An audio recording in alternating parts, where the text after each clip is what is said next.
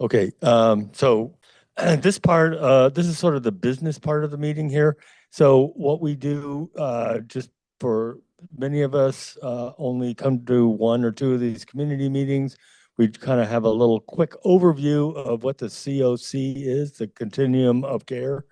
And then we're going to talk about what we've done since the last meeting and sort of a little bit of current events. And then after that, we'll move into our voting, and you'll get to use a new system here. We're trying it out this time, and we'll explain that to you when we get there.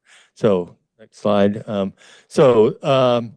We have a continuum of care, and it is part of the federal grant process that provides funding around $60 million for our county.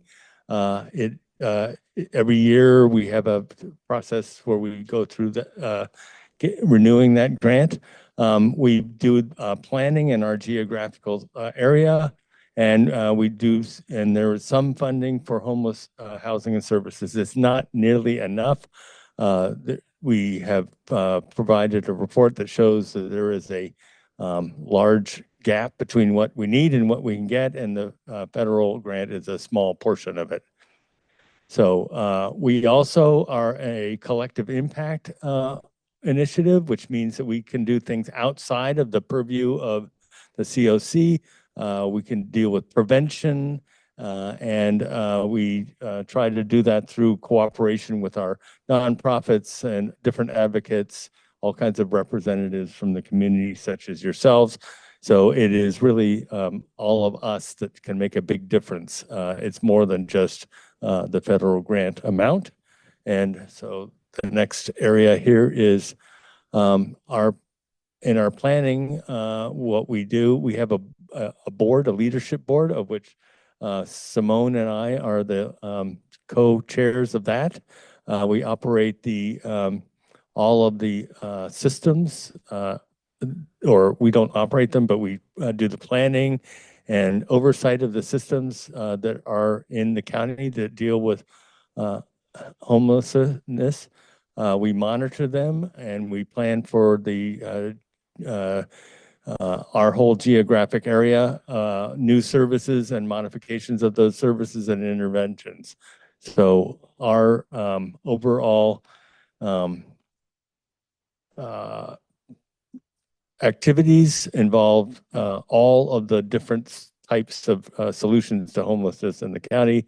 We're trying to bring on new ones. We've just brought out a new prevention program, which the county is operating now. We haven't had a countywide program, but that is now coming into place.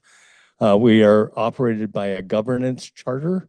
The governance charter is the rules that tell us how we work and how we don't. We're going to modify a little bit of that today. We do this, we have to continually look at it and make sure it's updated and makes sense to the way that we're operating now.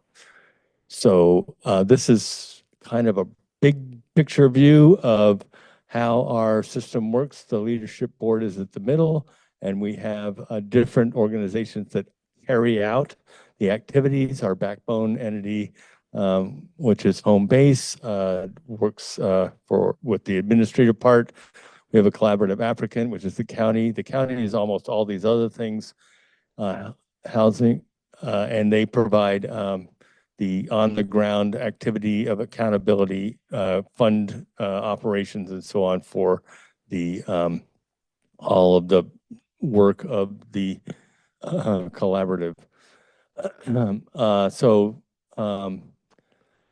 Right now we are doing a update of our plan, and you'll hear about that in a minute. The whole plan for the county for the next 5 years, and all of our different subcommittees and boards are involved in that. So the next slide here, this is the accomplishments that we've had over the last, since we've had our last meeting, which was in the fall of last year. We have one in the fall and one in the spring. And I think Simone will talk about that. Great, thank you. So the COC's been at work, as most of you, if not all of you know, there's been a lot of changes over the last couple of years with the governance, and we've implemented a new governance. Now we've been getting into the work and reviewing what we've done over the last couple of years. So the COC and Alameda County together are working on updates to the community strategic plan called the Home Together Plan. We have more monthly learning community spaces anchored by evidence-based solutions committees. We have launch of the acronym glossary, which again, you have a QR code on your table. You also have a packet with acronyms on your table.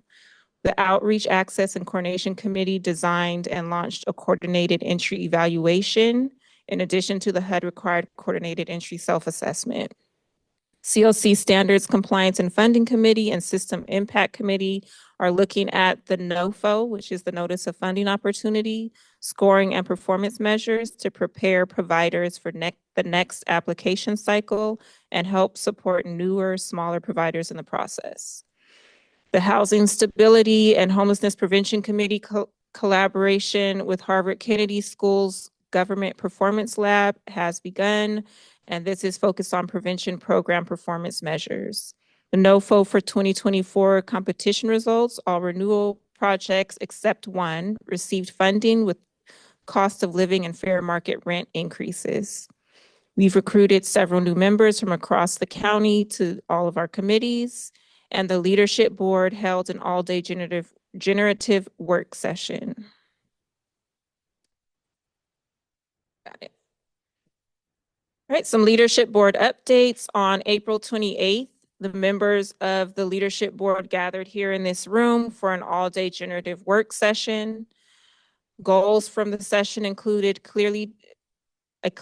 identifying a clearly defined role and directive for the leadership board, and an answer to the questions, how do we want to lead? Another goal was coming to a consensus on a big priority major action item for the COC to focus on and clear next steps for that item. And also creating a list of changes needed, if any, to the COC structure and or processes. As you all who are on committees may be aware, the leadership board solicited your feedback before the generative session, and that was incorporated into that session. All right, committee feedback on COC structure and priorities was also discussed, which is what I just said. Further action steps will be initiated soon. So we plan, that was just a week ago. So we plan to look at what the discussions were, what came out of those discussions, and move forward with next steps and be able to bring you all an update soon. And this is an update that just happened over the weekend. So this was not incorporated into our agenda, as it was just something that I personally found out yesterday, and many of you may have heard over the weekend or yesterday or today. The 2020, oh, I'm sorry, I'm getting ahead of myself. I'm one slide early, so backtrack. This is a COC funding update. The 2024 COC funding is in place and contracts have begun. All grants but one were renewed. Alameda County is committed to filling the funding gap for that one project. The current administration has proposed a budget that could consolidate and reduce COC and other housing-related funding for the future.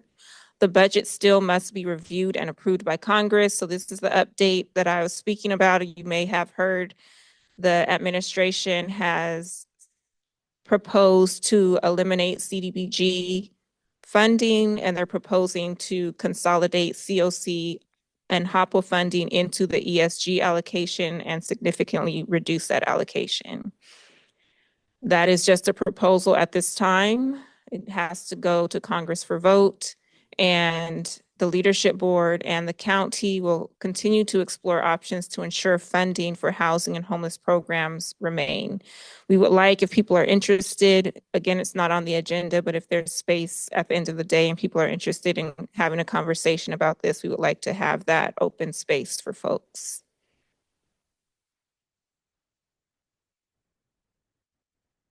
And that concludes our meeting, business, our CLC update, but I wanted to see if anyone had questions or comments before we move on. Here's one. What is the filing cycle for funding, for applying for funding for smaller groups like ours? Is there an annual funding cycle or is it just open? Okay, so that is for the NOFO. Yes, NOFO.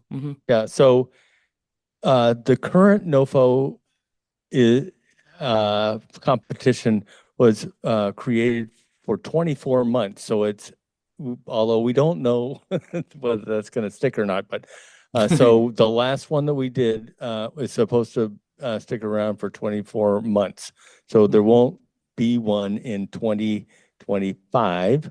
Okay. However, subject to the administration can do what they want to do, and there may be one. So stay tuned. A notice gets sent out, when the NOFO is available or when it's coming up. As soon as we know, we get the information out on the airwaves. Okay.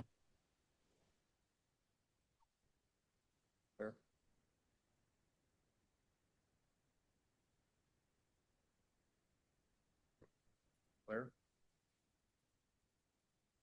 Oh. I just want to clarify that grant that did not get renewed. Was that what you mentioned? The emergency related, the ESG? Or is it another? I'm just curious what didn't get renewed there and why. I'm not sure. Do we have, I don't know that off the top of my head. I don't know if anyone else in the room knows the specific grant that wasn't funded through the CoC application. Jonathan stepped out. We can probably get you that answer, but I don't have it off the top of my head. The ESG is the Emergency Solutions Grant. It's a federal fund, and that I wasn't saying is eliminated, but what is proposed is that COC funding, which is our continuum of care funding, and HOPWA funding, which is housing opportunities for people with AIDS and HIV, be wrapped up into the Emergency Solutions Grant and have a smaller allocation. Yeah. Ray has it.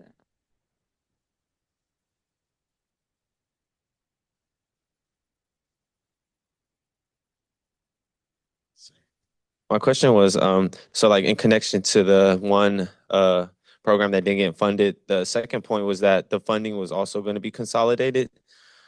Is that correct? So for the one program that was not funded, the update is that the county is looking for funding because they're committed to continue that program. Okay. No, the second point under that was it the fund? Yeah, that one. The current, I'm sorry, next slide. Yeah, the current administration has proposed a budget so is it reducing the COC funding?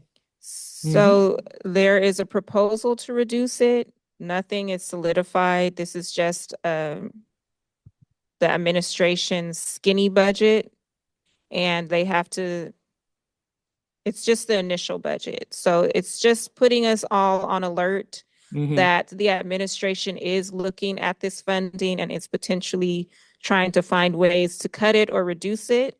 And it's a time for us to continue to discuss and maybe do a little more than just discuss on how we can ensure that the funding is not lost. Any other questions before we move on to the business portion? All right. Mo, you're up.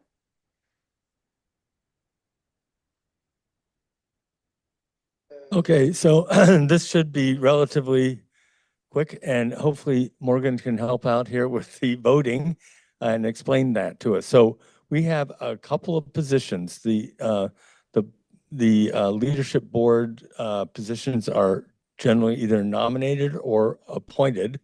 And the two positions here that you're going to see are nominated positions, which must be ratified by the community, which is you today.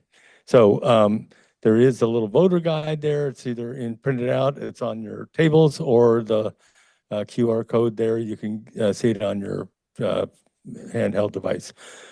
So maybe the next slide here is we are going to be voting on 2 seats and a revision to the charter. The charter division language is updating one of the committees so that it can have a more broad mandate.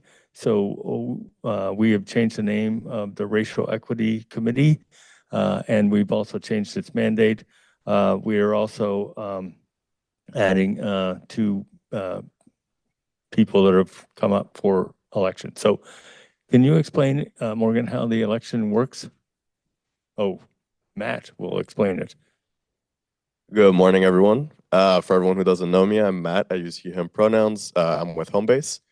I passed out, along with my colleague Jose, a bunch of envelopes to everybody. In all of these envelopes, you'll find voting slips. So we're going to make it a little more official this year. And then for everyone who's watching this on Zoom, there will be the instructions provided to you on how to vote via comments. But for everyone here, so in these envelopes, you will have 3 separate voting slips, which refers to each vote. So there's going to be, again, the vote for both leadership board seats. For each one, you can either rip the vote that's yes for the person that presented themselves prior to today. If you do not want to vote for them and you want to vote for someone else, you can write in the person you want to vote for and rip that one. And if you do not want to vote for anybody and rather would abstain, then you can rip the abstain vote and then go ahead and drop it off in one of the voting boxes over in the corner of the room. For the equity equity-based solutions committee, you can also do the same. There's basically except for that one, it's just yes or no and abstain, I believe. And then you can just rip the vote that you would like to submit and submit it into one of the voting boxes. And then Morgan and I will be available if anyone is missing an envelope, has any issues. We'll also be by the voting boxes if there's any confusion. And I'll just jump in here. We also have slides on all the votes. So let's go through the slides first to just like talk through each item, and then we can move to the actual action. But just keep in mind that you will be voting and there will be options. It's all on the slides. So just give us a second. And for those of you that know me, I'm Morgan. I'm also from Homebase. I probably emailed you, so it's nice to see you all in person. But yeah, so for this first slide, this is one of our committees. And Nick, are you in the room? Would you like to say more about this? Yeah. And Krishna. These are 2 representatives from this committee. So this is the charter update. If you registered in advance, you were also sent this information via email. I don't have the charter printed out with us today, but in that email, it shows like what exact pages of the charter are being considered for revision. And also on this sheet, this like link, if you were to type it in, also takes you to the charter. So would you guys like to speak to it, or? Here. Here. Hi, good morning, everybody. My name is Nick Ming. I use a he or they pronoun. And Krishna, he, him. so we serve on the what was the Racial Equity Committee. Earlier this year, a few months ago, we started to have some conversations in terms of the political climate and the various actions being taken at the federal level, and how that positions us perilously or not, and how we can consider repositioning ourselves proactively in this environment to be able to preserve the funding where best we can that comes to our community from the federal government. We had a bunch of conversations, maybe about 4 conversations over 3-4 weeks among ourselves as committee members, had a bunch of considerations in those conversations. And from that, I'll turn over to Krishna. Am I reading something? No, I'm just talking. We're just talking. Boom. So yeah, basically, you feel me? Everything he said. I was just asking if the individual who brought the name up was in the space right now. She not here right now, but yeah, and I think it was also like very meaningful because it was the last time we had what's her name? No, I'm talking about Kim. Kim, oh yeah, Yeah, Kim yeah. Natarajan. So it's like pretty meaningful, you know what I'm saying? She had to step down with everything going on. But yeah, we came up with the name change together. You know what I'm saying? It was some individuals, we ain't gonna call you out. You know what I'm saying? We got love for you. But nah, folks was like, maybe we should just stand on business, you feel me? But like nonetheless, like we felt like it was, it was a collective decision in order to, I think adaptation is a way of life. And I also think that one of the ways we looked at it was it's more about expansion. This is a chance for us to revisit some of the things we do because it's not just about racial equity. You feel me? We going beyond that. So I think it was just a great opportunity for us to view the very work that we do and see how far we could take it. You feel me? Yeah, perfectly agreed with that, Krishna. Thank you. And so our decision and proposal at the committee level was to update the name of the committee to Evidence-Based Solutions Committee. The name, a lot of the feedback and conversation, we ran through maybe like 15, 16 names, is shortlists and so forth. Darlene Flynn from the city of Oakland actually prompted us in terms of the evidence-based title, part of the title of the name. From that, we brought it from our work group to the larger committee. They gave us their consensus and agreement in terms of the name update. And then we brought that from the committee level up to the leadership board. The leadership board also agreed in terms of a vote for the name update. And so we're bringing it now to the committee, to the community, sorry, to be able to ratify that name update. Part of the change as well has been to update in the charter the basic language in terms of the committee's mission and description, an overview of the committee. Other work that needs to follow from that we have just begun, and we will come back in the fall meeting, includes components like what we shared, the work that we did last year and shared in terms of the framework, what's the racial equity framework. What we will do when we come back, you will see is that a lot of the core principles and guidelines, the substance of it remains the same.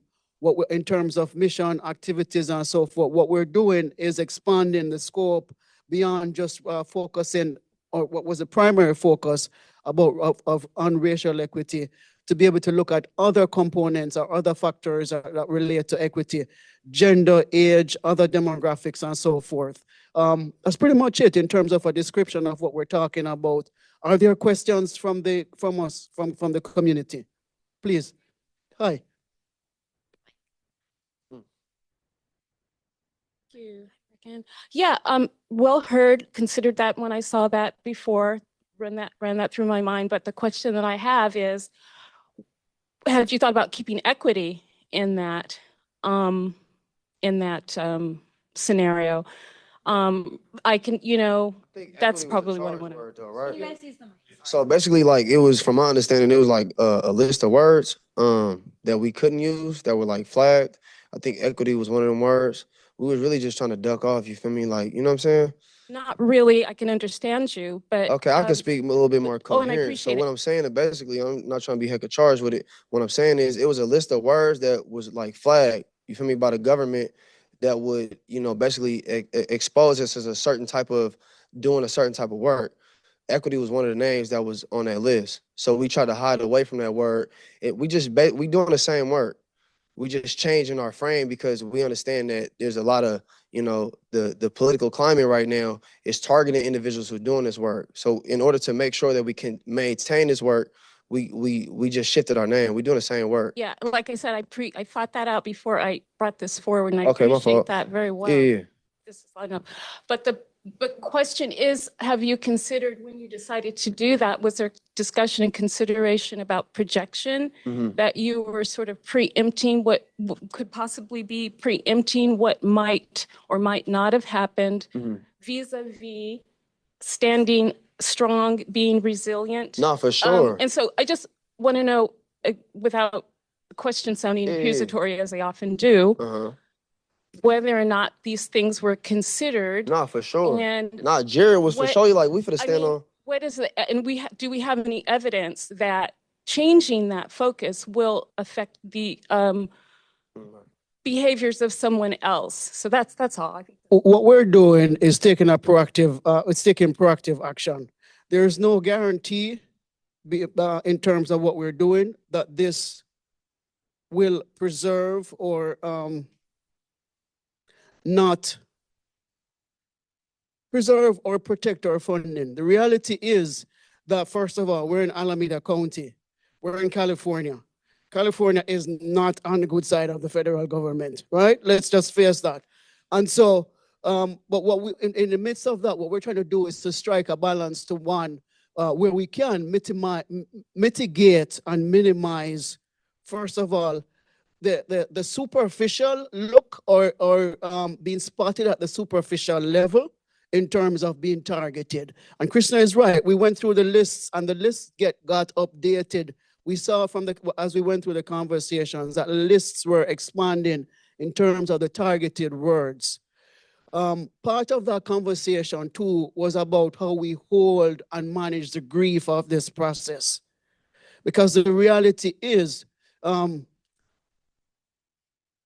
it's a task and it's an onerous task to be able to try and duck and mitigate. And what's a term that people use? Code switch in terms of being able to demonstrate an action and create action in terms of survival skills. What we were clear about and in terms of agreement and consensus was that we wanted to be able to take action on some action on our side to be able to minimize and mitigate risk. What we also agreed on and we figured that we would have to deal with as time and things unfold is that there are no guarantees that what we're doing will save us or prevent us or in some way have convince the federal government to not cut our funding. There's no guarantee on that. And so there was a trade we recognize in terms of our conversations, there has to be a balance in terms of what we do.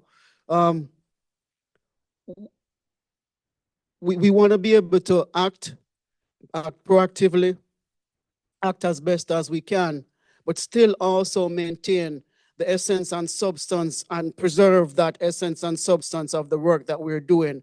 And so while you will not see equity in the name of the committee reflected anymore, what you will see, and that's why I mentioned the point earlier in terms of the framework and how we recraft that framework, you will see that you will see the substance of the work and our mission being preserved in that update. The work will be done to reflect who we are, for lack of a better term, what we are committed to do. That won't change.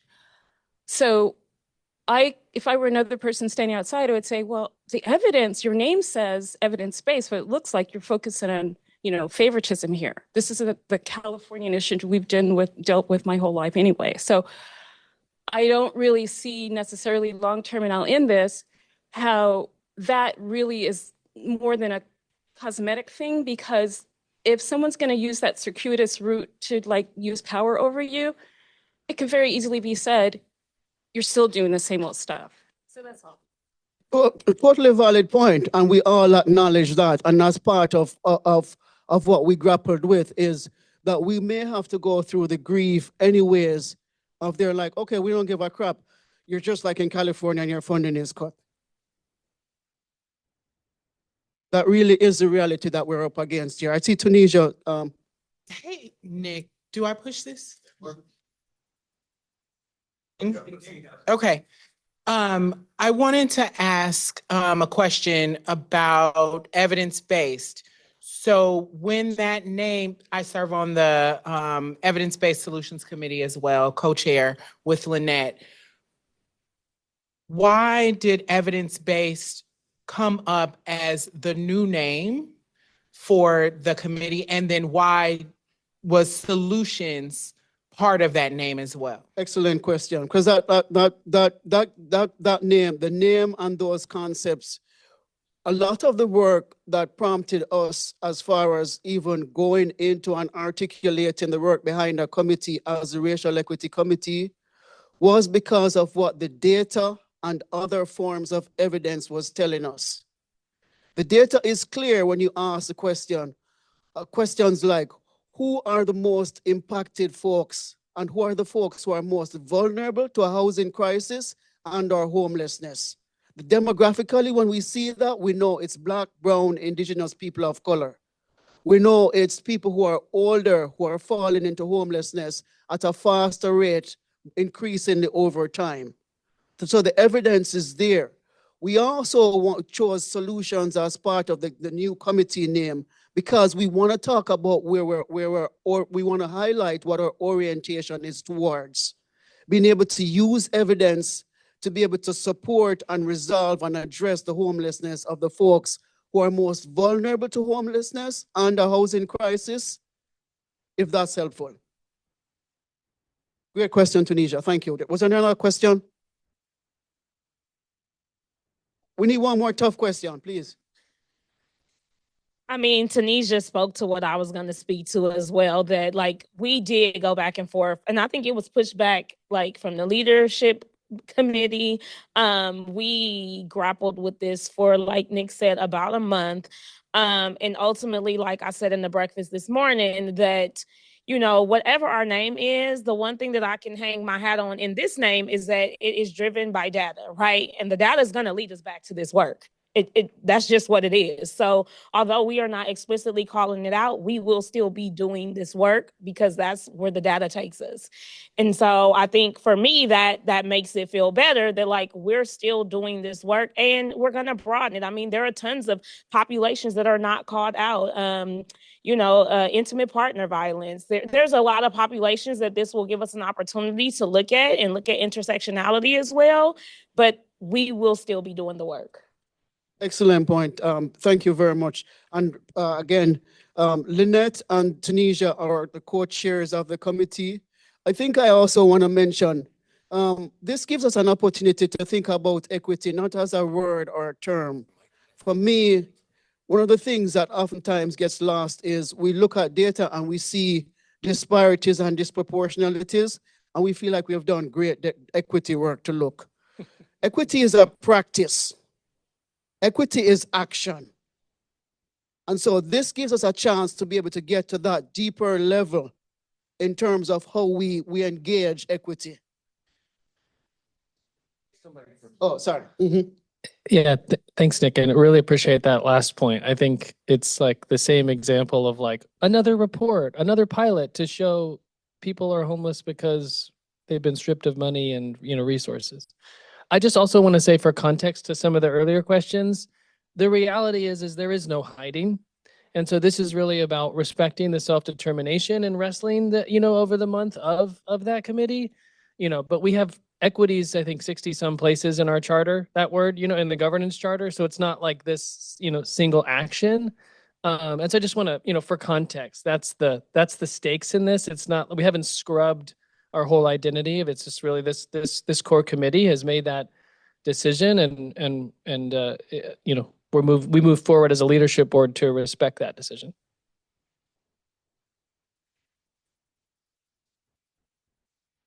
Do I do anything? Hello? Hey. Hey, good morning, everybody. This is my first time in one of the committee meetings. My name is Darrell Moncrief. I've been involved passively, seeing what the committee has been doing in the work of the continuum of care and the efforts in the city of Oakland, Alameda County. I just wanted to bring a little bit of focus to the fact that we have to use these semantics, that we have to modify language just to assuage, the pushback of an administration that wants to take away the ability for us to be able to do the work. And I just wanted to acknowledge that and just, I know that we have to be diplomatic in our approach and our language, but I just wanted to highlight that because I can do it.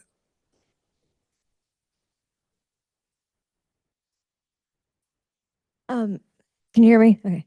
So I just also wanted to just kind of dovetail on what I think it was Krishna shared too, is that one of the things that I remember when I first joined this committee was that I asked a question about, because at the time it was still called the Racial Equity Committee. And so my question was like, well, do we look at any other marginalized groups? Do we look at, statistics about drug users, whatever. And so when I think about the name change in this, capacity, the thing that sticks out to me is sort of like maybe silver lining in this shithole or this shit storm, whatever, is that sort of, like was shared before, expands that possibility of looking at the different, the other data that's not necessarily being focused on.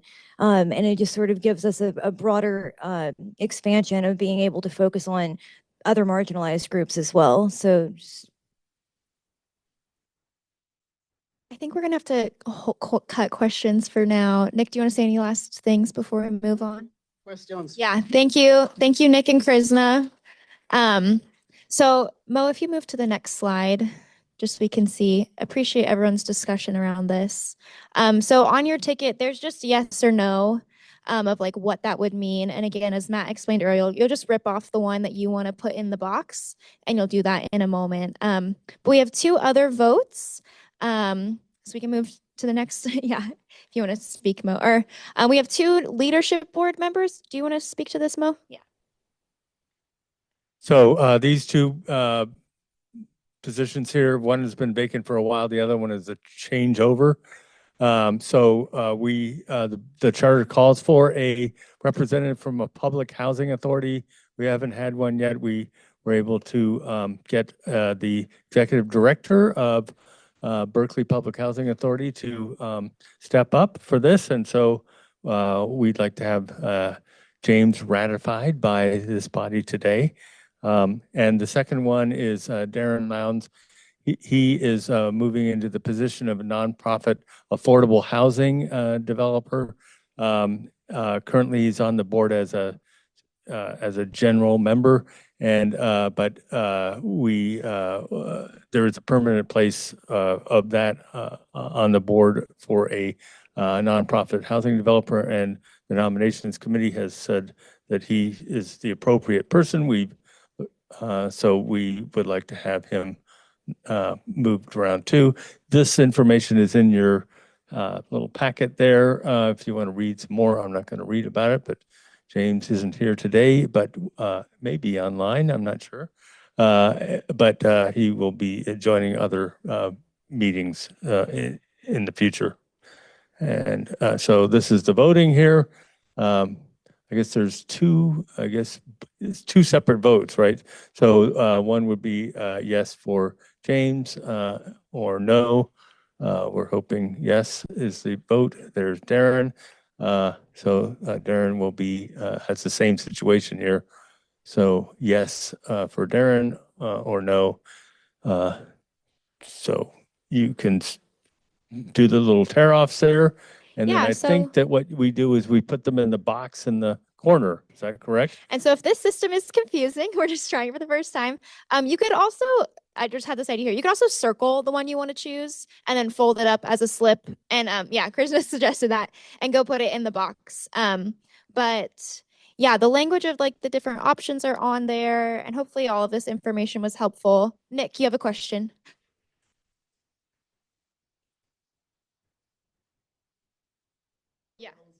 Maybe, ask the question in the mic, please.